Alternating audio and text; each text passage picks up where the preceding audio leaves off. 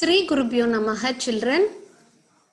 Welcome to Sri R.M. Jain Group of School Online Teaching Academy Ekalaiva. For 10th standard in economics, we are going to learn a topic, Globalization and the Indian economy. Let's have a quick recap. In our previous session, we learned about the multinational corporation, that is the MNCs. So the MNCs are the companies that own or control production in more than one nation. And then we learned about the interlinking production across countries. Then advantage of local industries. Children, for a long time, foreign trade has been the main channel connecting countries that we have learned in our lower classes. So in history, you have read about the trade route, isn't it? That was connecting India and South Asia to the markets both in the east and west, and the extensive trade that took place along these routes, all that we have read in our lower classes. Also, you would remember that it was the trading interest which attracted various trading companies such as the Dutch, the Portuguese, the East India companies to India. So to put it in a simple way, foreign trade creates an opportunity for the producer to reach beyond the domestic markets. What are the impacts of foreign trade?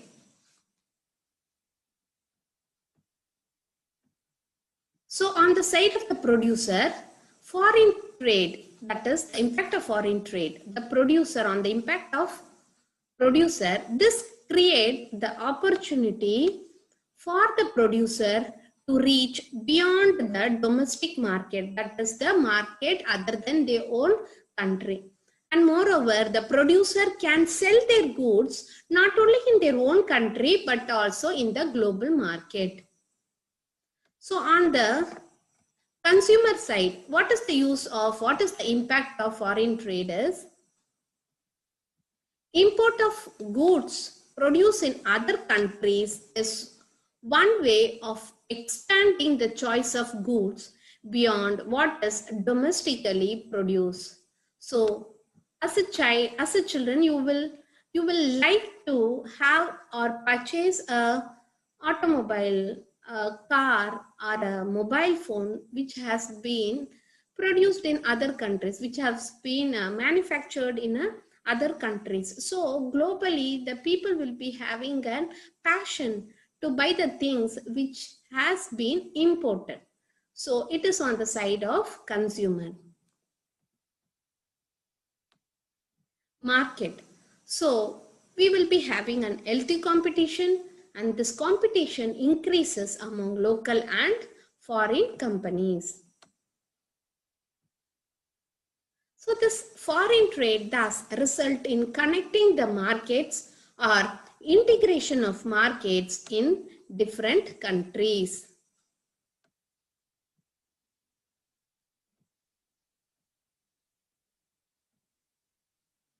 In this picture, you can see toys. One toy which has been made in China. This toy has been made in China and it is a plastic toy. And it is cheaper rate, new design and attractive.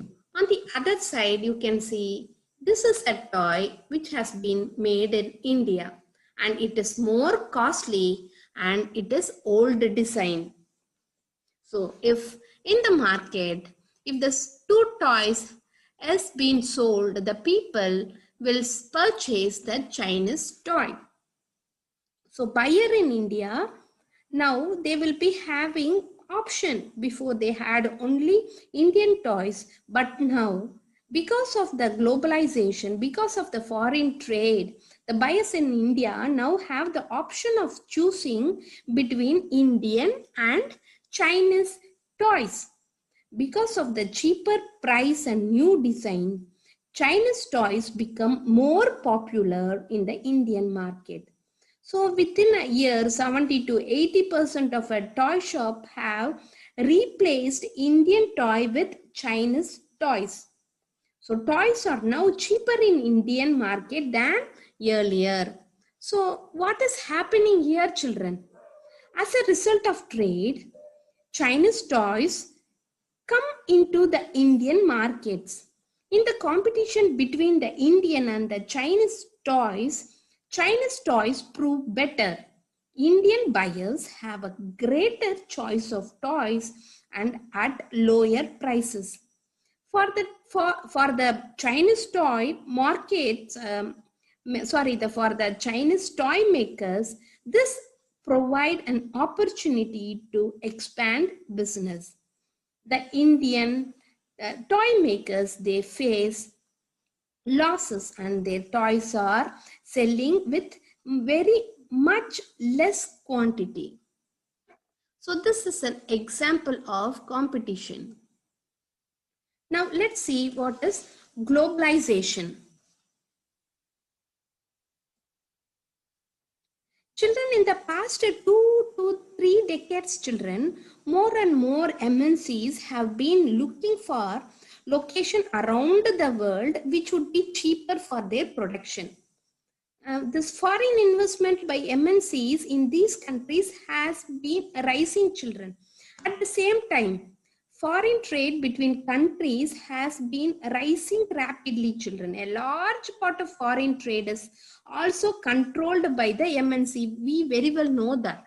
So what is a globalization? So everything is under the MNCs now. Now let's see what is a globalization. Actually, the result of this greater foreign investment and greater foreign trade has been greater integration of production and market across the country. So that is the reason the globalization took place. So the globalization is the process of integration or interconnection between the countries. These MNCs are playing a very vital role in globalization process. And we very well know that more and more goods and services, investment and technology are moving beyond countries. So more goods and services as well as the investment technology, they are being moving from one place to another, one country to another. Not only this, children, movement of human being from one country to another also have increased in the recent years. So most regions of the world is in closer contact with each other than a few decades back. So now let us see the factors responsible for the globalization. The first one is technology. The next one is development in telecommunication, computer and internet.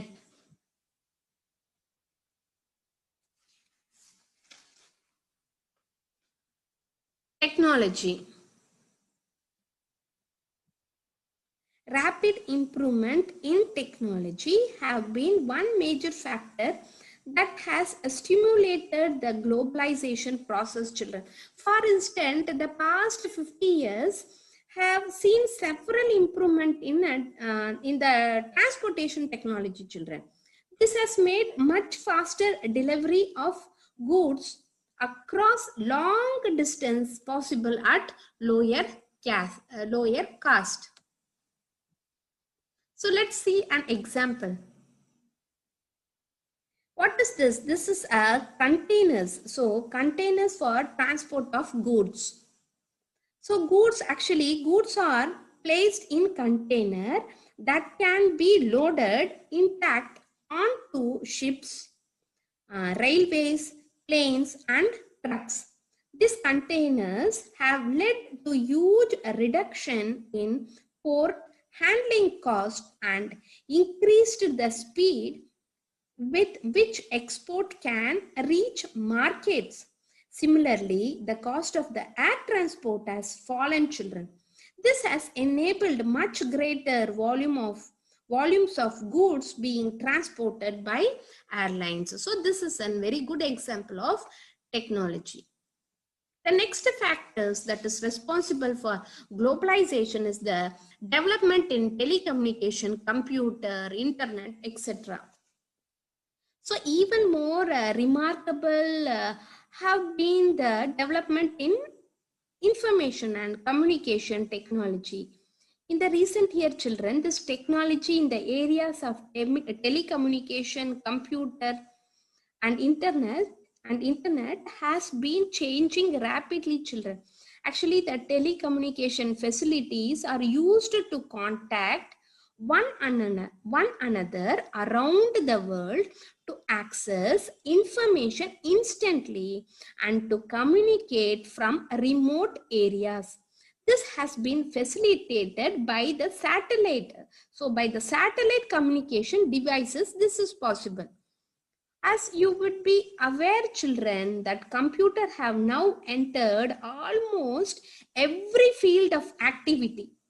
You might have also ventured into the amazing world of internet, children. Now it is very easy for us to access all over the world, where you can obtain and share information on almost anything you want to know. Internet also allow us to send instant electronic mail, that is the email, and talk, that is the voicemail, across the world at negligible cost. And the next topic is liberalization and foreign trade and investment. Now, let us return to the example of import of Chinese toys in India, children. Suppose the Indian government puts a tax on import of toys. What would happen?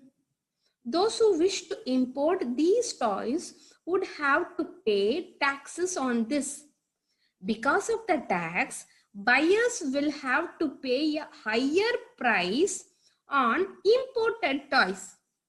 So the Chinese toys will no longer be as cheap in the Indian markets, and imports from China will automatically reduce. Indian toy makers, then ultimately they will prosper. So taxes are very important. So what is liberalization? The liberalization of trade means allowing foreign companies to start their business as government restriction are removed. So what are the government restriction? Let's see that.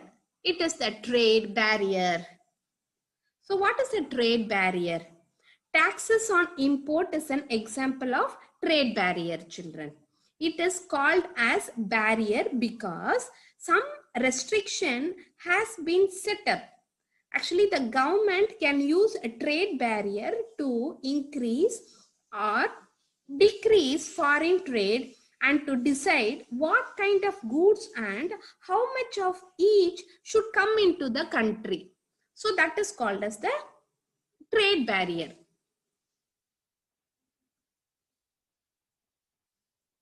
The Indian government, after independence, had put barrier to foreign investment.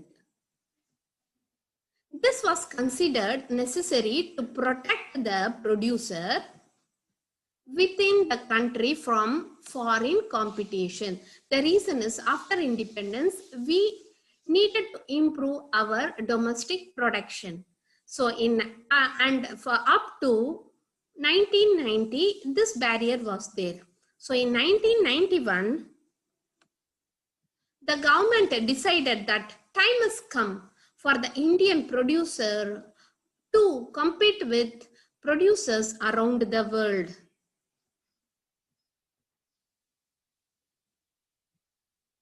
It felt that competition would improve the performance of producer within the country. Since they would have to improve their quality. So only when we have a competition with the global market, we can improve our quality. So for that reason, in 1991, our government removed the restrictions. So barrier to foreign trade and foreign investment were removed to a large extent. So removing of these restrictions, that is the barrier set up by the government, was called as liberalization. So we have come to the end of this module, children. Let's have a quick recap. So in this session, we read about the foreign trade and integration of markets, impact of foreign trade, and then liberalization and foreign trade and investment. These are the important questions, children. How has liberalization of trade and investment policies helped the globalization process? How does foreign trade lead to integration of markets across countries? What are the impact of foreign trade? So still more to be learned about this. So let us meet in the next session, children.